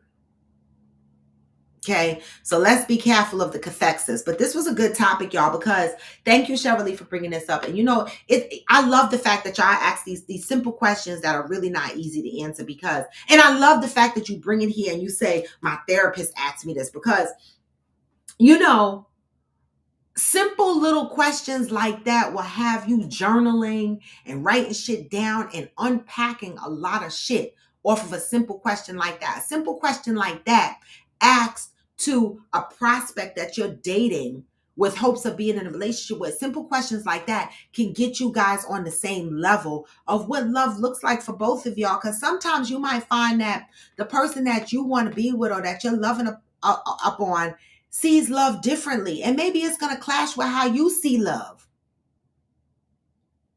We need to talk about these things more and more. Y'all said, Roy, you are free. When you don't know which way to go, I think it's your gut instinct kicking in, not to be ignored. Girl, I'll be stuck on a wall. I'm still working on my trust issues. You know, because I've made hella mistakes. I'm accountable for the shit that I pick. All right, the fuck. And I'm trying not to do that again. Okay. And so I'm battling with my old self and my new evolved self. And I'm trying to find a middle ground. So for now, I'm like this on the wall, like, what the fuck? I want to get off the wall and I want to do something, but I don't know what I want to do. Like, just when I think I want to take my foot off the wall, I'll be like, ooh, back on the wall. I'm scared. Because y'all don't know what I've been through. Like, It's hard to start your life over again after relationships. Like, you start your life over again after relationship. Like, you get with somebody, you wind up being with them, y'all wind up living together, you combine all your finances, y'all are living within y'all budget, and then a breakup happens. Then you gotta adjust. I don't want to do it no more.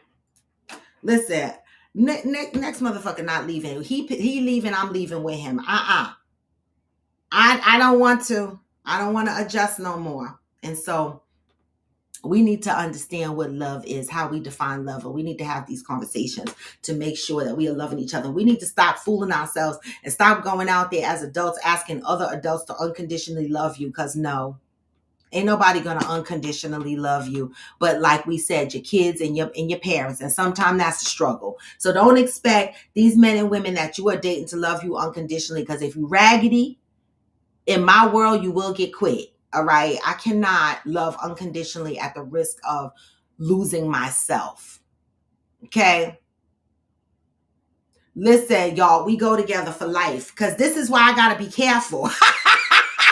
Because I'm going to be one of them bitches that these niggas got to be like, somebody come get this stalker bitch. Because I'm going to be like, we go together for life. I don't care what the fuck is going on. We together for life. Where you going? That's why I got to be careful, because I'm just saying, let's start having real conversations. The fuck? I'm talking to myself as well. Because I need to learn to have real conversations too, because sometimes I don't want to deal. Right? Because again, that purgatory for me, I jump back on the wall and I don't want to talk about it. Shirley said, y'all, it's what's their idea of love and expressing it. It's not me. It's my therapist. She be on my ass and I love it. You know, when my mama leave, I'm going to call this therapist that I got up on my screen. I have it right here looking right at me. Therapist for Life, LLC. I'm going to call her and definitely make an appointment, because I need to get it together. I need them to be asking me those questions so I can sit there like this and ask for 2 weeks to think about it. Because the fuck, I'm going to have a whole notebook full of shit, because I ain't going to be able to answer a lot of shit.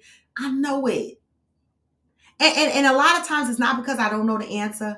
A lot of times for me, and the reason why I don't journal like I should is because bringing shit to your mouth and hearing the sound of the words coming out of your mouth and writing shit down and seeing the words on paper, it makes it all real.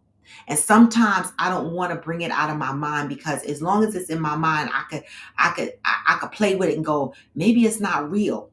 Maybe I'm just fabricating this. But when I write the shit down, or when I say it out loud, it becomes real. And so that's why I need the push of the therapist, because I got to start making some of the shit that's in my head real. If that makes sense to y'all. You know, it's the fear of unpacking the shit, because I'm not ready to tap into those emotions, but I know I must. It's a journey. All right. And I promised myself I was going to continue along this journey so that I could be a better person for myself and a better person for other people. And I am going to do that. All right. It took me longer than expected, but the number is right there and I'm going to call it. All right. By next week, I'm going to have an appointment. I am manifesting that shit. I am. All right. So I can't wait to get on here and be like, my therapist asked me, and I'm going to need y'all help. Okay. So with that, y'all, I got a couple of announcements. All right. What's the next trip coming? March. Now, I do have to call my attorney, because I have a trial or some shit that I got to do in March, right? This is the phone call that I got while I was in Jamaica. This is one of the things that I got going on in the background that's kind of stressing me a little bit. No, I didn't get arrested. No, I'm not going to jail. But I do have a trial thing coming up. And they said that is going to be in March. So I need to call my attorney and make sure it's not the March that I plan to come to the rodeo. I need to clear that date first, right? As long as my trial date isn't the time period that I'm coming to Houston, I will still be coming to Houston on the 6th or the 7th. If my court date is that time, then I might have to change it to a week after. Yeah, I think the rodeo is there until the 27th, I think. I don't know, but I have to find all of that out once I call my attorney what the date is for court in March. Okay. And so, again, if that doesn't conflict, then the rodeo activities will commence the weekend of March 8th. The rodeo activities, I would imagine, would happen on Saturday. I know Debbie was going to buy the tickets, so I need to start next week really taking down names of people who are going. And you guys need to be sending the money for the tickets over to Debbie. And when she comes back from the cruise, we'll get her information. Send the $50 or whatever it costs for the rodeo to Debbie. She will get the tickets in advance. All right. I also need to know the list of people that's coming because I need to know where people are staying. I'm going to be putting out an itinerary of activities. We're probably going to try to do some kind of wine, cheese, etc. get together, kind of like a little reception, cocktail, game night or whatever, Friday night. And that'll most likely be, that'll definitely be probably at Debbie House, right? Then Saturday will be the rodeo activities. And then Sunday, depending on people's schedules and when they're leaving, we'll figure out what we're doing Sunday if we're doing breakfast. Now, I'm planning on getting there before Friday because Nakia is also coming. Valerie is also coming. And there's some things that Nakia wants to do in Houston that we're going to be putting on the agenda. So you guys are willing to participate in all the activities? Absolutely. But I know that some people are just coming for the weekend. So again, I should be publishing this itinerary soon. I need to find out from Kia. Where did she say she wanted to go? Foley Square? I don't know. Someplace she said in Houston she wanted to go. So I got to get that on the schedule. I got to get the wine and cheese thing on the schedule, the rodeo activities on the schedule. And then when we come back from the rodeo, I don't know if we're going to have energy or whatever the case may be. We might go back to the house, play some additional games and shit like that. Good morning, Jay. And then Sunday have a farewell breakfast or whatever. Yeah. Yes, Shirley, don't have me out there by myself with my cowboy hat and boots on because you know I'm going to have it on. I'm going to have the whole fucking experience. Okay? Listen, don't make me go get them leather chaps. What's them chap shits y'all be wearing? Because, baby, I will go and get me some leather shits to put around my shorts. See, y'all gave me an idea. I'm going to go find me some chaps to wear with my jean little shorty shorts. Okay. And my cowboy the fuck boots and my cowboy hat. They're going to be like, her ass ain't even from Texas. I don't give a fuck. I come here to be a cowgirl. Shirley, don't have me by myself being all extra. And anybody else, Valerie, anybody else who's coming to Houston, don't have me out here looking crazy by myself. Y'all better bring your hats and your boots and shit. Okay, Valerie, and your boots. Shit. They got whole stores out there. You can go to Cavender's real quick and grab you a pair of cowboy boots off the sale rack. The fuck? You ain't got to spend $800, $900, $1,200 for your boots. You can go get some for $200, $300. How much are the boots? I know. They're expensive. We're going to be cute. We're going to have a whole coffee with friends cowboy picture. Yes, Daisy Dukes and cowboy boots because that's what the fuck I'm wearing. I don't care.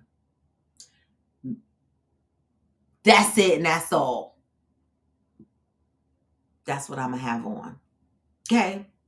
I told y'all my outfit. Shirley said, if I get some chaps, I definitely going to have to get on somebody's horse. But listen. Smokey said, you're not going to be alone, baby. Okay, thank you, cuz. The fuck? And Shirley, I'm with you. Put me on a horse. I'm gonna look like I belong on a horse. If I'm walking around, somebody horse better be like, hey, you better jump on me. You look like you need a ride. You look like you need me to ride you. I'm gonna be like, yes, horse. Yes, horse. Oh, you gonna be cowboy ready, Smokey? Oh shit. Okay, y'all, because we going. All right, and so that's March. All right, June, we are planning to go to West Virginia to bombard Hillbilly. All right, Hillbilly, you were supposed to get a list of places for us to stay. The first 2 weeks of June, you said, right? Get a list of places that we supposed to be staying. How many people are going? Hillbilly, just account for 5 people. Debbie, me, Fancy. I think about 5 people are going. Shirley, you said you going? Oh my God. Hi, Nithya. I miss you guys. My friends from Jamaica. They don't live in Jamaica, but I met them in Jamaica. You said, I'm so glad I got my horse. What horse you got, Nithya?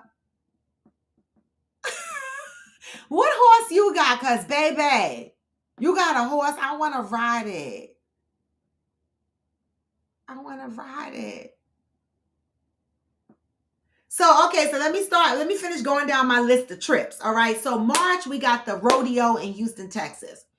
June, we got West Virginia outdoor experiencing. Oh, I met your stallion. I did. She do have a horse.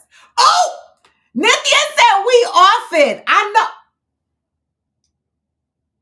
You offered me to ride your horse. And you did. You did. Y'all, I'm blushing. He was a stallion. He is a stallion. He all tall. He dark chocolate. That's her stallion. And she offered him to me. In Jamaica. I love them. I passed. You said sip that tea. I know that's right. You see, I live my life out loud, y'all. I love it here. I love it here. All right, so June is, well, then you're going to have to bring your stallion with you so that other people, listen, we going to a rodeo. Oh, the offer still stands. Thank you, Nithya. I call you Nithya like there's another I in there. Nithya. The offer still stands. Y'all see I'm blushing on here? What is? So June, we have Virginia.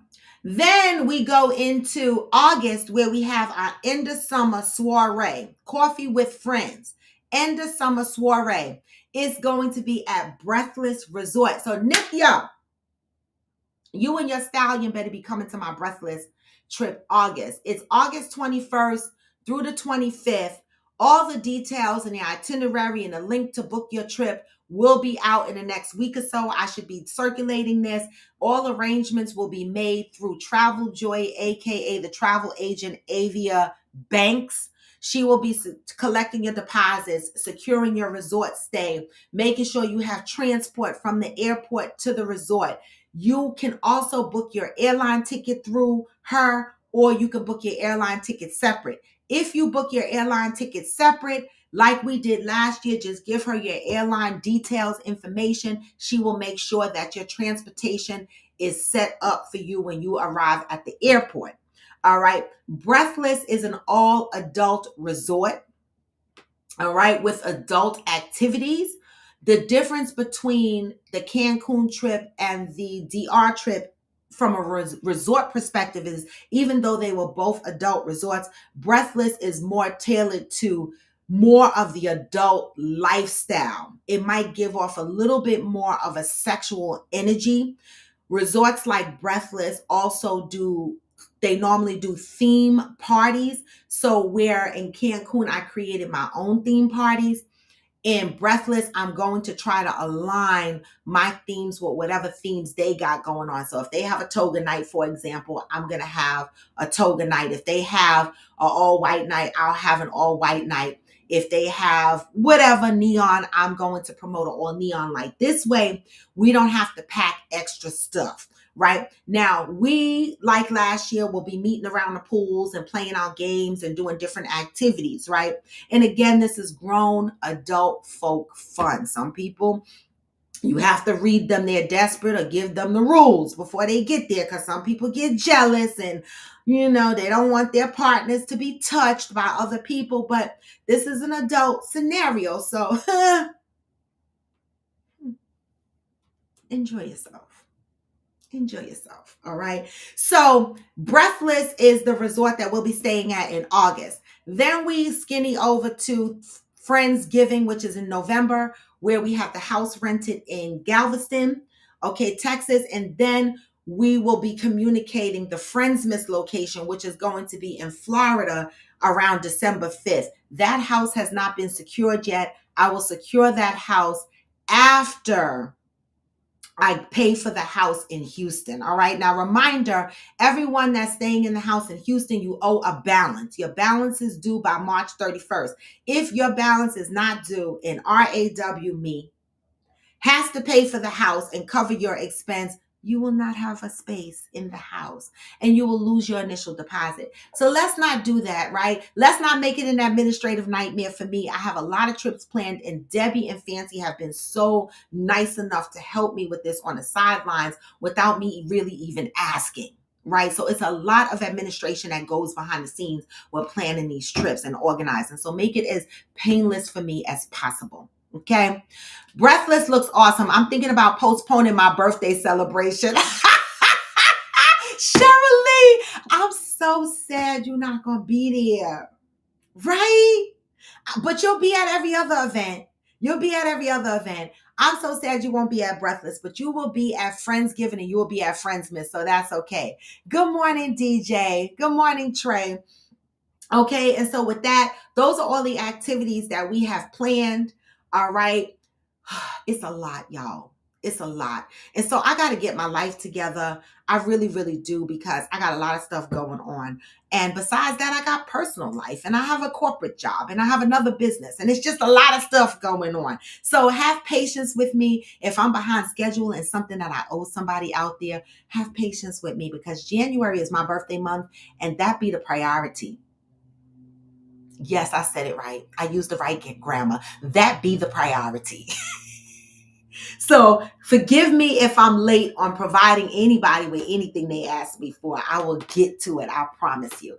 All right. And with that, I'm going to send y'all out with some positive vibes, because you know what I say? Always move with peace and love. Live your life authentically, organically. Be who you are. Yes, I live my life out loud. I'm not ashamed of who I am and what I do. I'm learning to love myself, and I'm continuing to evolve. And that's what this show is about. It's about being better people for ourselves, right? So that we can be better people for others, right? And learning how to live our life as organically and authentically as we can, because our happiness and how we love ourselves is the beginning of loving other people. I'm just the fuck saying. So with that, y'all, I'm going to send y'all out. But come back tomorrow. I ain't going to work tomorrow. What's tomorrow? Today is Wednesday. Today's Tuesday, right? I normally go in the office Tuesday and Wednesday, but I don't think I'm going this week, because it's kind of ugly outside right now. I already know I'm not going tomorrow. So come back tomorrow. Let's see what we're going to talk about. And with that, I'm going to send y'all out with some positive vibes, because you know what I say. No matter how low, you can still what? Even when you feel low, you can still go. Even when you feel slow, you can still go. Even when there's no hope, you can still go. I never answer to no, man, I still go. And I don't. This is Coffee with Friends, and I'm raw to the bone. Come back tomorrow, y'all. Always move in peace and love. Get this message on the way out, because no matter how low, you can still what? Hustle hard. Hey, I be making moves. Come on. I've been doing shit my way or the highway. And in the driveway is a nice way. Hey. You never hear me, bitch, nah, I don't complain. Just gotta flip the switch and you can go and obtain anything you want, anything you need. Your mind's got the key ingredient. But I just Even when you feel low, you can still go. even when you feel Slow, you can still go. Even when there's no hope, you can still and you go. can. Never ran, sitting on me, still And I don't. go. Peace, y'all. Come back tomorrow. Love y'all.